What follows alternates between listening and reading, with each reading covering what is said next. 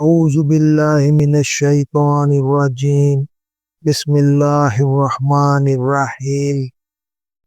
مہاجرین اور انصار میں رشتہ اخوت اور انصار کا بے مثال ایثار۔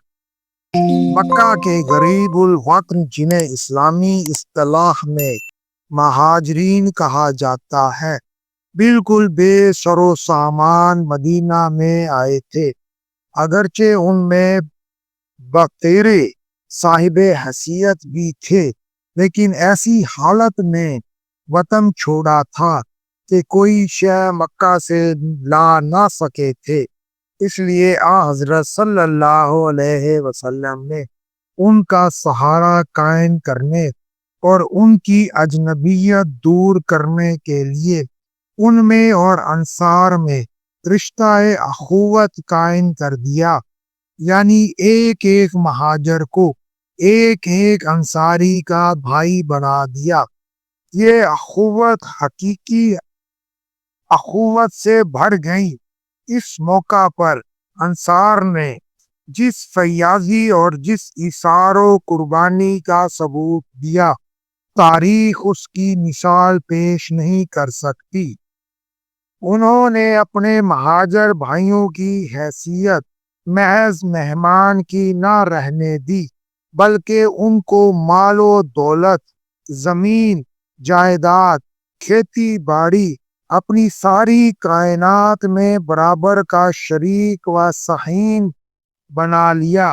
حتیٰ کہ حضرت سعد بن ربیع رضی اللہ تعالی عنہ نے، جن کی 2 بیویاں تھیں، ایک کو طلاق دے کر اپنے مہاجر بھائی حضرت عبد الرحمن کے سامنے نکاح کے لیے پیش کیا، لیکن انہوں نے احسان مندی کے ساتھ اس سے انکار کر دیا۔ اکثر مہاجرین نے صرف بقدر ضرورت نقد لے کر اپنا کاروبار علیحدہ شروع کر لیا۔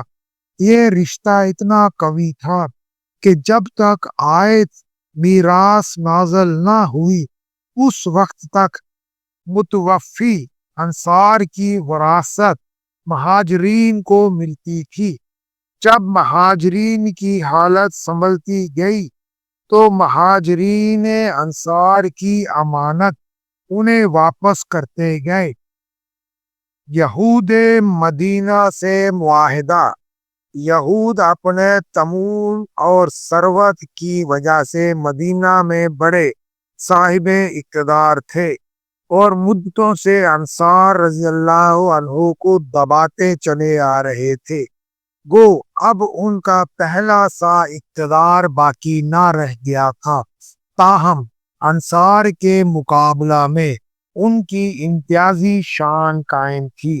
اس لیے ان کی جانب سے حضرت صلی اللہ علیہ وسلم کو خطرات تھے، چنانچہ آپ صلی اللہ علیہ وسلم نے ان سے ایک معاہدہ کیا، جس کی اہم دفعات یہ تھی کہ خون بہا اور فدیہ کا جو طریقہ پہلے سے چلا آتا ہے وہ قائم رہے گا، یہود کو مذہبی آزادی حاصل رہے گی، اور وہ مسلمانوں کے ساتھ دوستانہ تعلقات رکھیں گے۔ فریقین میں سے جب کسی کو تیسرے فریق سے جنگ پیش آئے تو باہم ایک دوسرے کے معاون و مددگار رہیں گے۔ کوئی تیسرے فریق کو امان نہ دے گا۔ جب کوئی بیرونی طاقت مدینہ پر حملہ کرے گی تو دونوں مل کر مدافعت کریں گے۔ فریقین میں سے جب کوئی کسی تیسری طاقت سے صلح کرے گا تو دوسرے کو بھی صلح کرنا ہوگی، البتہ مذہبی لڑائیاں اس سے مستثنی رہیں گی۔ کمزور مسلمانوں سے سلوک۔ جب مسلمان مکہ سے چلے آئے تو قریش نے مسلمانوں کی جائیداد، گھر بار وغیرہ ہر چیز پر قبضہ کر لیا اور جو بے کس اور کمزور مسلمان عورتیں اور بچے مکہ سے ہجرت نہیں کر سکتے تھے، ان کو اپنی حراست میں لے لیا اور ان کو خانہ کعبہ میں جانے اور حج کرنے سے روک دیا۔ ادھر مدینہ کے یہودیوں سے ساز باز بھی شروع کر دی۔ عبداللہ بن ابی منافق جو ہجرت سے پہلے رئیس الانصار تھا اور انصار نے اس کی تاج پوشی کی رسم ادا کرنے کے لیے تاج تیار کر لیا تھا، اس کے علاوہ قریش جنہیں سارے عرب میں مذہبی قیادت حاصل تھی، تمام قبائل عرب کو جن میں اہل مدینہ بھی شامل تھے، مسلمانوں کے خلاف بھڑکا رہے تھے۔ چنانچہ انہوں نے عبداللہ بن ابی کو لکھا کہ تم نے ہمارے آدمی کو اپنے یہاں پناہ دی ہے، ہم اللہ کی قسم کھا کر کہتے ہیں کہ یا تو تم لوگ اسے قتل کر دو یا اسے یہاں سے نکال دو، ورنہ ہم مدینہ پر حملہ کریں گے اور تم کو فناہ کر کے تمہاری عورتوں پر تصرف کریں گے۔ حضرت صلی اللہ علیہ وسلم کو اس کی خبر ہو گئی۔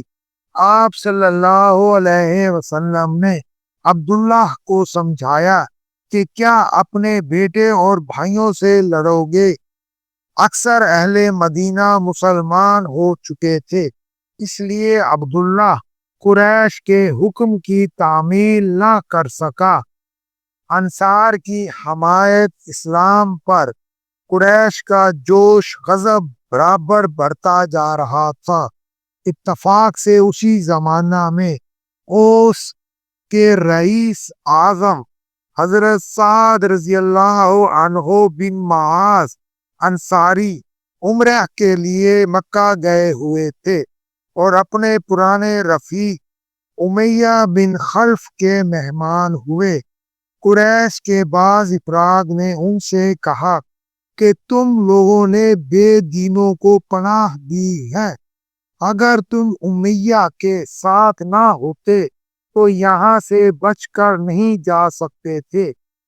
سعد رضی اللہ عنہ نے کہا اگر تم نے مجھ کو عمرہ سے روکا تو ہم تمہارا مدینہ کا راستہ بند کر دیں گے۔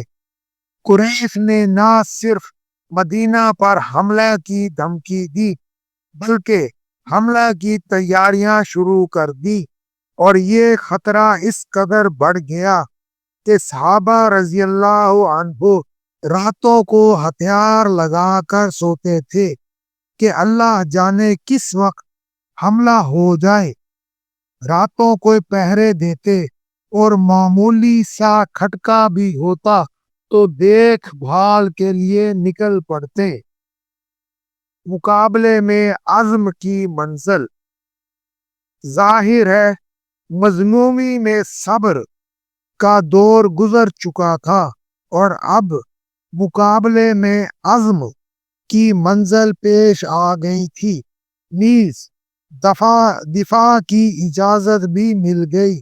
اللہ تعالیٰ فرماتا ہے جو لوگ ایمان لائے ہیں یقیناً اللہ تعالیٰ ظالموں کے ظلم و تشدد سے ان کی مدافعت کرتا ہے۔ اس میں کوئی شبہ نہیں کہ اللہ امانت میں خیانت کرنے والوں کو جو کفران نعمت کر رہے ہیں کبھی پسند نہیں کر سکتا۔ جن مومنوں کے خلاف ظالموں نے جنگ چھیڑ رکھی ہے اب انہیں بھی جواب میں جنگ کی رخصت دی جاتی ہے، کیونکہ ان پر سراسر ظلم ہو رہا ہے اور اللہ ان کی مدد کرنے پر ضرور قادر ہے۔ یہ وہ مظلوم ہے جو بغیر کسی حق کے گھروں سے نکال دیے گئے، ان کا کوئی جرم نہ تھا مگر صرف یہ کہ وہ کہتے ہیں کہ ہمارا پروردگار اللہ ہے اور دیکھو اگر اللہ بعض آدمیوں کی مدافعت نہ کراتا رہتا اور ایک گروہ کو دوسرے گروہ پر ظلم و تشدد کے لیے بے روک چھوڑ دیتا تو کسی قوم کی عبادت گاہ زمین پر محفوظ نہ رہتی۔ خانقاہیں، گرجے، عبادت گاہیں، مسجدیں جن میں کثرت سے اللہ کا ذکر کیا جاتا ہے سب کبھی کے ڈھائے جا چکے ہوتے۔ اسلامی جہاد سراسر رحمت ہے۔ اسلام امن و امان و سلامتی جان کا موجد ہے، رحمت و غم خواری کا بانی ہے۔ اس کا اللہ رحمان و رحیم ہے، اس کا بنانے والا رب العالمین ہے جس کو تمام کائنات یکساں طور پر پیاری ہے۔ رحمت و شفقت کی دعوت اسلام کی بنیاد اول ہے۔ یہی وہ قانون ہے جو رنگ و نسل کے بندنوں سے بالا تر ہے، ادنا و اعلیٰ کی قید سے آزاد ہے، ملک و وطن کے بکھیڑوں سے آزاد ہے۔ اسلام کا پیغمبر صلی اللہ علیہ وسلم صرف عرب کا نہیں، گوروں اور سفیدوں کا نہیں، بلکہ تمام عالم اور ساری کائنات کے لیے رحمت ہے۔ وہ صرف رحمت ہی نہیں بلکہ رؤوف الرحیم بھی ہے۔ وہ الفت جو شفیق باپ اپنی اولاد سے کر سکتا ہے۔ اسلام کا پیغمبر صلی اللہ علیہ وسلم اللہ کی ساری مخلوق کے ساتھ اسی شفقت و محبت کا مظہر کامل ہے اور مجسمہ مکمل ہے۔ اسلام ہی وہ دین ہے جس نے انسانی احترام اور انسانی اعزاز و اکرام کے لیے اس ساری دنیا میں سب سے پہلے آواز بلند کی اور انسان کے سامنے روحانیوں کو سجدہ ریز کرایا۔ اسلام ہی وہ قانون ہے کہ جس کی سچی تعلیم میں انسان کا خون ایک بہت قیمتی چیز ہے، اس کا مال و متاع محترم ہے اور اس کی عزت و آبرو نہایت معزز و محمود ہے۔ اسلام کا اعلان ہے کہ ایک جان کا قتل کرنے والا تمام جہان کے انسانوں کا قاتل اور ایک نفس کو بچانے والا تمام انسانوں کا بچانے والا ہے۔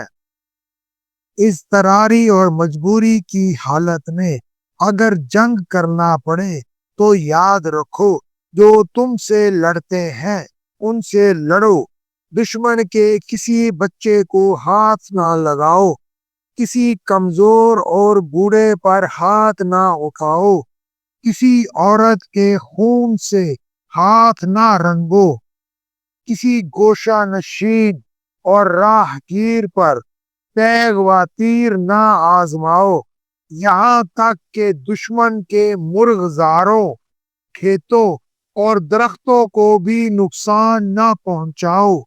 یاد رکھو کوئی مکان اور کوئی عمارت بھی کسی مسلم کے جوش انتقام کی مرثیہ خواہ نظر نہ آئے، کیونکہ اسلام تہذیب و شائستگی، عدل و انصاف اور اصلاح و تعمیر کا سرچشمہ ہے۔ تعمیر کے سرچشمہ سے تخریب کی صوتیں نہیں ابل سکتی۔ اسلام خود کائنات عالم کے لیے رحمت ہے، اس کا ایک ایک جزو رحمت ہے، اس کا جہاد بھی رحمت ہے اور ایسی رحمت ہے جو ساری دنیا کے لیے ابر رحمت کا کام دے اور ہر ایک جاندار کو راحت و مسرت کی خوشگوار زندگی سے ہمکنار بنائے۔ بدکاروں بدماشوں سے جنگ کرو یہاں تک کہ شرارت کی جڑیں کٹ جائیں اور صرف اللہ رب العالمین کا رحمت بھرا قانون باقی رہ جائے۔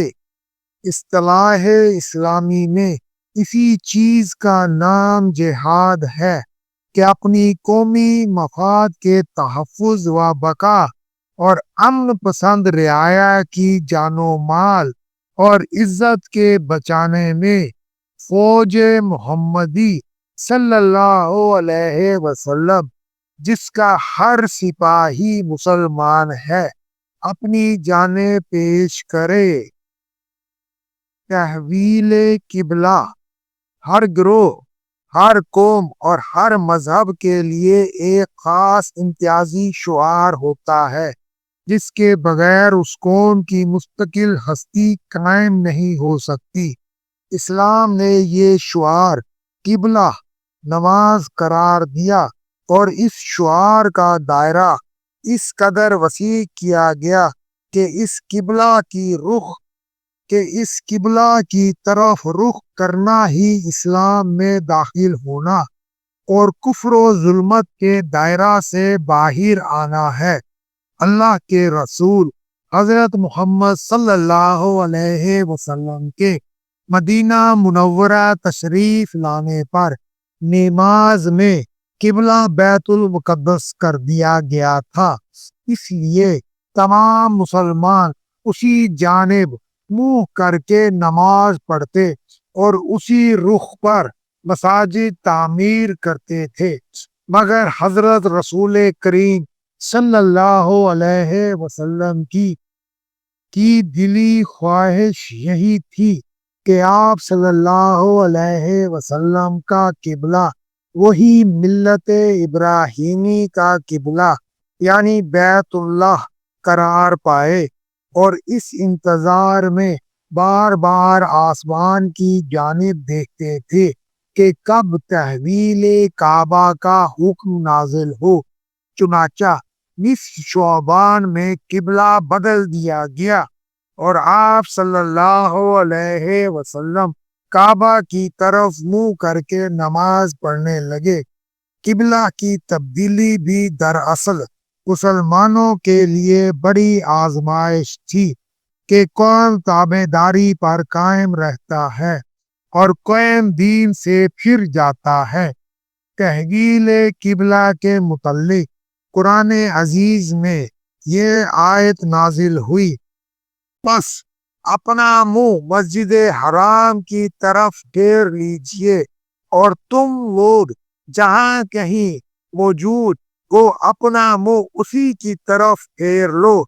جب یہ حکم نازل ہوا تو آپ صلی اللہ علیہ وسلم مسجد بنی سلمہ میں ظہر کی نماز پڑھا رہے تھے۔ رخ مبارک بیت المقدس کی طرف تھا اور 2 رکعت پڑھ چکے تھے کہ حضرت جبرائیل علیہ السلام نے آ کر اشارہ کیا کہ بیت اللہ کی طرف منہ کر کے نماز پڑھیں۔ چنانچہ آپ صلی اللہ علیہ وسلم نے اور آپ صلی اللہ علیہ وسلم کی پیروی میں سب مقتدیوں نے اسی وقت منہ بیت اللہ کی طرف پھیر لیا اور باقی نماز بیت اللہ کے رخ پر مکمل کی۔ اس مسجد کو اسی وجہ سے 2 قبلتین یعنی 2 قبلوں والی مسجد کہتے ہیں۔